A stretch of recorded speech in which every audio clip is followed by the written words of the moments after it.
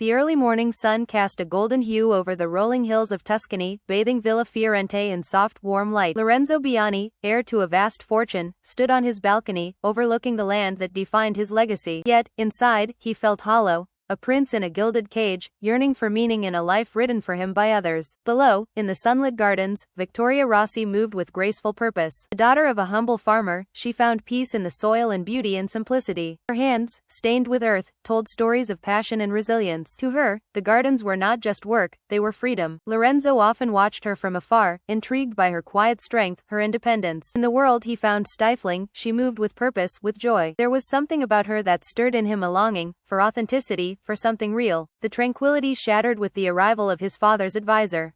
Lorenzo was summoned. Duty called, as it always did.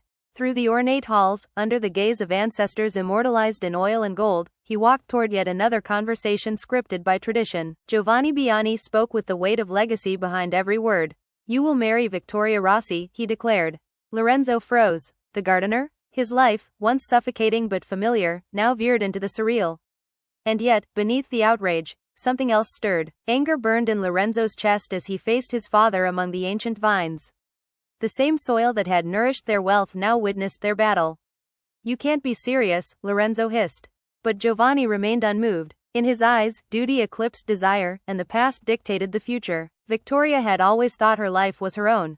But in that moment, with Giovanni's words cutting through the silence, she realized she was being traded, offered like a token to preserve a legacy.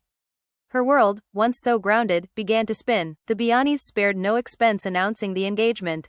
Champagne flowed, but joy did not. Lorenzo stared down the table at the woman he barely knew, forced into a role neither of them asked for. Victoria sat poised, but inside, she grieved the life she lost in a single sentence. The storm outside mirrored the storm within. Forced together, they clashed, two lives colliding against a wall of expectations.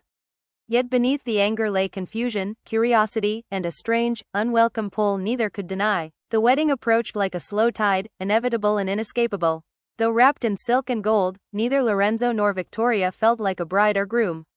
They were strangers in a play, actors reading lines they hadn't written, unsure of the ending. The vows were spoken, not with joy, but with duty. Yet in the silence between words, something unfamiliar stirred.